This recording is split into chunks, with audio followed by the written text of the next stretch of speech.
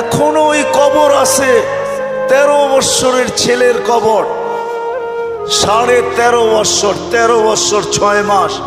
বৎসরে একবার ভারত সাগরের পানিগুলা উপরে ওঠে আর এই কবরের দেওয়ালে যায় একবার টাচ করে, একদিন টাচ করে, আর বৎসরে দ্বিতীয় দিন টাচ করে না। কিতাবি কথা বলতেছি না, আমি জিজ্ঞাসা করছি কমরু আইল্যান্ডে কেন টাচ করে, আমরা বলতে পারবো না। তা আমি বলছি কিতাবি কথা না, আমার বিবেক বলে বৎসরে একবার যখন আসে ভারত মহাসাগর মনে হয় আল্লাহকে বলে, আল্লাহ মদিনা মুনাওয়ারায় যে রওজায়ে আতহারে চুমা খাওয়া আমার পক্ষে সম্ভব না, কিন্তু মুহাম্মদ ইবনে ওসমান ইবনে আফফান, ওসমান রাদিয়াল্লাহু তাআলা আনহুর ছেলে, নামও মোহাম্মদ, ওই ফ্যামিলির সাথে সংযুক্ত, আমার পদদেশে শুয়ে আছে, একবার অনুমতি দে না বৎসরে এই মুহাম্মদের কবরে চুমা খায়, ওই মুহাম্মদের কবরে চুমা খাওয়ার স্বাদ নিতে চাই। আপনি বলবেন এটার প্রমাণ আপনি কি করে দিবেন? আরেক হাদিস দিয়ে প্রমাণ দেওয়া যাবে যেটা সত্য। জাবের রাদিয়াল্লাহু তাআলা আনহু বলেন, আল্লাহ রাসূল ঘুমায় আছে, আমি পাশে বসে আছি, দেখতেছি দূরের থেকে গাছটা মানুষের মতো হাঁটতে হাঁটতে আসলো, আল্লাহ রসুলের মাথার কাছে দাঁড়ায় গেল। দীর্ঘক্ষণ দাঁড়ানোর পরে আবার মানুষের মতো হাঁটতে হাঁটতে নিজের জায়গায় যায় লেগে গেল। বুঝাই যাইতেছিল না ও একবার উঠছে আবার ফিরত আসছে। আল্লাহ রসুল যখন ঘুমের থেকে উঠছে তো আমি বললাম, ইয়া রাসূল আল্লাহ, গাছটা মানুষের মতো হাঁটতে হাঁটতে আসলো, আপনার মাথার কাছে দাঁড়ায় ছিল, দীর্ঘক্ষণ পরে চলে গেল। আল্লাহ রসুল মুস্কি মুস্কি হাসতেছিলেন আর বলতেছিলেন, ও আমাকে দূর থেকে দেখতেছিল, মন ভরতেছিল না, আল্লাহর কাছে দোয়া করছেন, আল্লাহ আপনার বন্ধু এত কাছে আসছে, একটু অনুমতি দিলে হয় কি আমি একটু কাছের থেকে যায় দেখা আসি মন ভরা। আল্লাহ যদি গাছের দোয়া কবুল করতে পারে, আমার বিশ্বাস ভারত সাগরের দোয়া আল্লাহ কবুল করছেন, নাইলে আল্লাহ ডাকবে আসবে না। আর শুধু নামাজের জন্য তো ডাকে না, নামাজের জন্য ডাকে না, শত জিনিস দেখানো যায়, শত জিনিস দেওয়ার জন্য ডাকে, শত জিনিস। সবগুলাকে একসাথে বলি, নামাজের জন্য আল্লাহ ডাকেন না। আপনার আমার এই ছোট জীবনটা পূর্ণতা লেখা দেওয়ার জন্য ডাকেন, পূর্ণতা লেখা দেওয়ার জন্য। বলবেন এটা কোত্থেকে বাড়ি করলেন? হাদিসে আছে, ইদা সালুহা সালুহা সাইরুল আমাল, নামাজ ওকে, জীবন ওকে। আল্লাহ বলে তোর জীবনটাকে পূর্ণতা লেখা দেওয়ার জন্য তোকে মুসল্লায় ডাকতেছি, নাইলে ডাকার প্রয়োজন ছিল না, তোকে কেন ডাকবো? তুই কে? যা হোক, যেটা বুঝাইতেছিলাম, তৃতীয় স্বাধীনতা দিয়েছেন মত আদর্শগত, চতুর্থ স্বাধীনতা দিয়েছেন সোসাইটিগত। সমর্থ থাকলে দুনিয়ার যেই কোথাও বাস করা যায়, কোনো বাধা বিপত্তি নাই। আপনি বলবেন আমার সমর্থ আছে, আমি আমেরিকা বাস করতে পারবো, দেন না, ওদের ব্যাংকে টাকা জমা, বাড়ির থেকে আইসা নিয়ে যাবে। সত্য এটি। পঞ্চম স্বাধীনতা আল্লাহ দিছেন, মৌত পর্যন্ত যেমন খুশি তেমন চলতে পারো, বিকেনিও পড়তে পারো, 3 কোয়ার্টারও পড়তে পারো, হাফ কোয়ার্টারও পড়তে পারো। আবার যদি সমাজ মাইনা নেয় তো মার পেটের থেকে যেমন আসছে এমনও করতে পারো। নাইলে ইন্দোনেশিয়ার একটা প্রদেশের নাম হইতো না উরিয়ান জায়া, আমি নিজে গিয়ে আসছি এখানে। পাপুয়া গিনির অর্ধেক হলো ইন্দোনেশিয়া, ওইখানের রাজধানী হইল জয়াপুরা, ওই প্রদেশের নাম হইল উরিয়ান জায়া। কি উরিয়ান মানি ল্যাংটা, জায়া মানি জাগা। মানুষ মার পেটের থেকে যেরকম আসে ওরকম কবরে যায়। আল্লাহ বলে কিচ্ছু বলবো না, নাজিরুন কাইফা তা'মালুন, শুধু তাকায় তাকায় দেখতে থাকবো। স্বাধীনতা বেশি দেন নাই, 5টা দিছেন। প্রশ্ন যদি করেন বাধ্য করেন না কেন, ইচ্ছা করলে তো বাধ্য করতে পারেন, সমাজ এরকম হবে। তা আল্লাহ বলে না, বাধ্য করব না। এই জন্য কোরআন বলে, লাউ শাআ আল্লাহ লাহাদাকুম জামিয়া, তোমাদেরকে হেদায়েত দিয়া দিতে পারি, সবাইকে চৌরাস্তায় দাঁড় করায় দিতে পারি। হেদায়েত মানি সোজা করে ফেলতে পারি, সোজা, নড়াচড়ার ক্ষমতা থাকবে না তোমাদের, বিলকুল সোজা করব। লাউ শা আল্লাহ লাজালাকুম উম্মাতান ওয়াহিদা, ইচ্ছা করলে এক বানায় দিতে পারি, এক।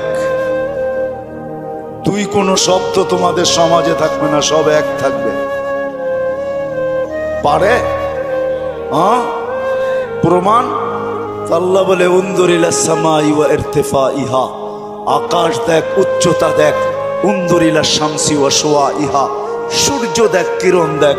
উনজুর ইলাল বিহারি ওয়া আমওয়াজিহা, সমুদ্র দেখ আর তরঙ্গমালা দেখ। উনজুর ইলাল জিবালি ওয়া ইস্তিকরারিহা, পাহাড় দেখ আর দৃঢ়তা দেখ।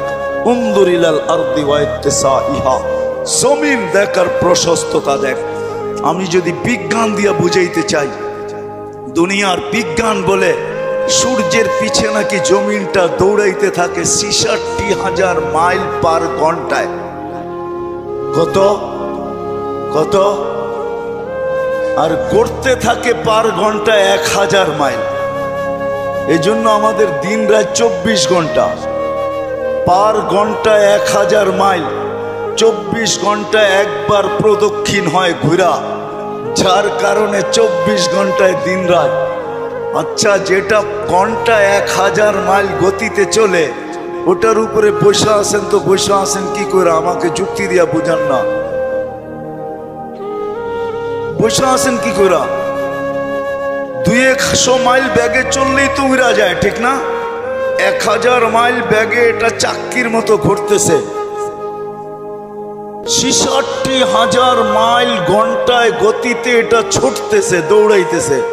আপনি বসে আছেন কি করে? বাসগুলা চলে কি করে? বিল্ডিং গুলা দাঁড়ায় আছে কি করে? আল্লাহ বলে বাধ্য করছি, ওয়াজআলনাল আরদা কারারা, আমি মানুষের শান্তির জায়গা জমিনকে নির্ধারণ করছি। জমিনকে বলছি তুই ছোট ছোট, তাতে কিছু আসে যায় না। তুই ঘোর ঘোর, তাতে কিছু আসে যায় না। খবরদার যদি কারো গায়ে বাতাস লাগলো, আল্লাহ বলে বাধ্য করছি, তোকেও বাধ্য করতে পারি। বিদায় আসেন, শেষ জায়গায় চলে আসছি, আর বাড়ানো যাবে না। আমার পরেও আছে 11টার উপরে বাজতে চলছে, 11:15। আর মাগরিবের পরের থেকে যারা শুনাইছেন, এদের পরে আমার এই ভাঙ্গা ডোলের আওয়াজ শোনানো কোনো প্রয়োজন ছিল না বলে আমি মনে করি। কিন্তু শেষ জায়গায় চলে আসছি আমি। 100 বছর পূর্বে যারা ছিল ওরা আজকে নাই, 100 বছর পরে আমরা থাকবো না। যিনি নিয়ে আসছেন উনিই নিয়ে যাবেন, বাইপাস হওয়ার কোনো সুযোগ নাই। বেশি দিন এইখানে থাকবো না, চলে যাব। কিন্তু আসেন, যেই মানুষটা সৃষ্টির ভিতরে সর্বদিকে সেরা, যার কোনো জুরি নাই, তুলনা নাই। যদি তুলনা থাকতো তাহলে আল্লাহ ফেরেশতাদেরকে ওভারটেক করে আমাদের মাথায় শ্রেষ্ঠত্বের মুকুট পড়াইতেন না। কেননা ফেরেশতার তৈরি নূরের থিকা, আমাদের তৈরি এক ফোঁটা বিদ্যুটে দুর্গন্ধময় পানির থিকা। ফেরেশতা নাফরমানি করার কোনো ক্ষমতা নাই, আর আমরা নাফরমানি ছাড়া থাকতে পারি না, ছাড়ার কোনো ক্ষমতা নাই। 24 ঘন্টা আমরা নাফরমানি করি, নাফরমানি করাই আমাদের স্বভাব। ওই মানুষটার মাথায় শ্রেষ্ঠত্বের মুকুটটা পড়াইতেন না। ফেরেশতাদেরকে অ্যাবাউট কইরা আল্লাহ আমাদেরকে শ্রেষ্ঠত্বের মুকুট পড়াইছেন। আসেন, শেষ জায়গায় চলে আসছি, চলে যেতে হবে। একটু ভাবেন, এই মজলিসে বসা যে আপনি আর আমি যাব তো বটে, যদি আখিরাতকে বিশ্বাস করেন, মউতকে বিশ্বাস করেন, যদি হিসাব কিতাবকে বিশ্বাস করেন, আর যদি না করেন তাহলে আবার পিছনে যাব। মেসেজ কোরআনে দেওয়া আছে, তোমাকে বিশ্বাস করতে আমরা বাধ্য করব। যেমন এক সময় আল্লাহ বাধ্য করছিলেন, রুহের জগতে যখন ছিলাম, তা আল্লাহ আমাদেরকে প্রশ্ন করছিলেন, আলাস্তু বিরাব্বিকুম, আমি কি তোমাদের রব নই? ওই দিন কিন্তু স্বীকারোক্তি দিতে বাধ্য ছিলাম, ক্বালু বালা। হায় হায়, যে আজকে বলে গড ইজ নাথিং, ওর রুহ ওই দিন স্বীকারোক্তি দিয়ে আসতে হয়েছে যে আপনিই আমাদের রব। যদিও এখানে আসার পরে ভুলে গেছে, আল্লাহ বলে তোমাকে আরেক দিন বাধ্য করব, তুমি চিৎকার দিবে আর বলবে রব্বানা ইন্নানা আবসারনা ফারজি'না আমাল সালিহা ইন্না লা মুকিনুন। তারপরে আমাদের পক্ষ থেকে চিৎকার আসবে, কাল্লা, কখনো সম্ভব না। তোমার চিৎকার ওই দিন শোনা হবে না, বলা হবে কালুকসাউ ফিহা ওয়ালা তুকাল্লিমুন। দুনিয়ায় বড় বলছো, আমরা কোনো প্রতি উত্তর করি নাই, বড় বিরোধিতা করছো। ও ঢাকার মানুষ 24 ঘন্টা কাঠটা ভোগ করেন, কতটুক ভোগ করেন আর কতটুক আল্লাহকে দিই। এই জন্যই যে বিশ্বাস করে আমাকে মরতে হবে, কবরে যেতে হবে। আখেরাত নামের একটা জিনিস আছে, হিসাব কিতাবের সম্মুখীন হইতে হবে। তার বিবেকের কাছে আমার প্রশ্ন যে তুমি ওই দিনের জন্য কতটুক প্রস্তুত, যেই দিনটা সত্য, যালিকাল ইয়াউমুল হক, কতটুক প্রস্তুত? আমি প্রত্যেক শ্রেণীর মানুষকে জিজ্ঞেস করব, তুমি কতটুকু প্রস্তুত? যুবক, তুমি যৌবন নিয়ে কতটুকু প্রস্তুত? নারী নারীত্ব নিয়ে কতটুকু প্রস্তুত? পুরুষ পুরুষত্ব নিয়ে কতটুকু প্রস্তুত? যে যেই ক্ষেত্রে আছে ওই ক্ষেত্রে থেকে কতটুকু প্রস্তুত? যেই যেই পজিশনে আছে এই পজিশনে থেকে কতটুকু প্রস্তুত? কতটুকু আপনি আর আমি প্রস্তুত?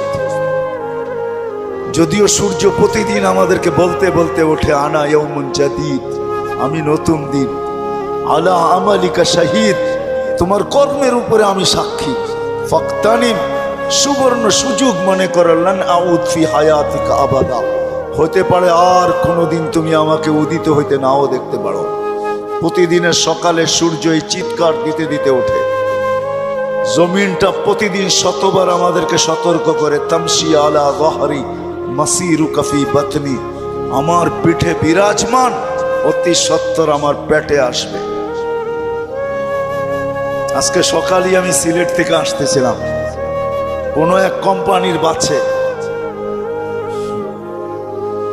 প্রতিশ্রুতি ছিল সুপারভাইজারের সাথে যে আজান যেখানে হবে ওইখানেই থামায়া দিব। আসতে আসতে যদিও শেষ ওয়াক্তে কোনো মতে 4 রাকাত পড়তে পারছি, 4 রাকাত কোনো মতে পড়তে পারছি আর কি। সে তার প্রতিশ্রুতি ঠিক রাখে নাই। কোম্পানির নাম বলবো না, কিন্তু আমি ভাবি যে হায় মানুষ, ব্যবহার করো আল্লাহ। আল্লাহ 24 ঘন্টা আল্লাহটা ব্যবহার করে, এতটুকু ভাবে না যে আমি চলে যাব। আমি কতটুকু প্রস্তুতি নিলাম, কতটুকু প্রস্তুত? বেশি তো চান না, 24 ঘন্টা 1 ঘন্টা চান, বেশি তো চান নাই।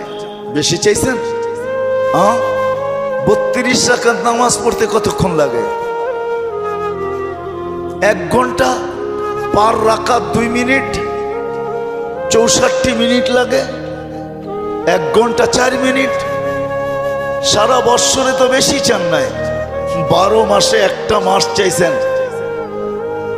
রোজা বেশি তো চান নাই, শতকরা 2.5% চাইছেন, বেশি তো চান নাই। জীবনে একবার হজ চাইছেন, বেশি তো চান নাই। হুকুম আহকাম তো বেশি না। বিদায় আসেন, আমি কথার শেষ জায়গায় চলে আসছি। আসেন আজকে এই মাহফিল থেকে ভাবি যে যেই কোনো মুহূর্তে আমি চলে যেতে পারি। আমার সমাজের মানুষগুলা ভাবা উচিত, যেই কোনো মুহূর্তে চলে যেতে পারি, কিন্তু আমার প্রস্তুতি কতটুকু, প্রস্তুত কতটুকু? কোরআন তো আমাকে মেসেজ দিয়া রাখছে, লা তুসআলুন্না আনিন নাঈম। শোনো শোনো, যা কিছু দিছি, হায় আপনি চোখ দিয়া দেখেন, ছোট একটা চোখ দেখেন, আপনি ভাবেন আমার চোখটা ছোট, এটা দিয়ে তো দেখি, ঠিক না? এই ছোট চোখে 13 কোটি করে 26 কোটি ক্যামেরা ফিট করা আছে। আপনি কোনোদিন ভাবছেন আপনার জিহ্বাটা কত বড় প্যাথোলজি সেন্টার? দুনিয়ার কোনো প্যাথোলজিক্যাল মেডিসিন শুধু 2-1টা মেশিন ছাড়া, ডায়াবেটিসের মেশিনে দেওয়ার লগ লগ বইলা দেয় কত আছে, আর জ্বর মাপার মেশিনটা এখন বইলা দেয়। আগে বগল তলে নিয়ে অনেকক্ষণ ধরে রাখতে হতো, নাইলে জিহ্বার নিচে অনেকক্ষণ ধরে রাখতে হতো। এখন একটু উন্নতি করছে, এখন ধৈরা বইলা দেয় কতটুকু আপনার তাপমাত্রা আছে। এরকম কোন দ্রুত মেশিন আছে জিহ্বা টাচ করবে আর বইলা দিবে? জিহ্বা তো টাচ করতে দেরি, বলতে দেরি করে না। বলতে দেরি করে নাকি? হ্যাঁ হ্যাঁ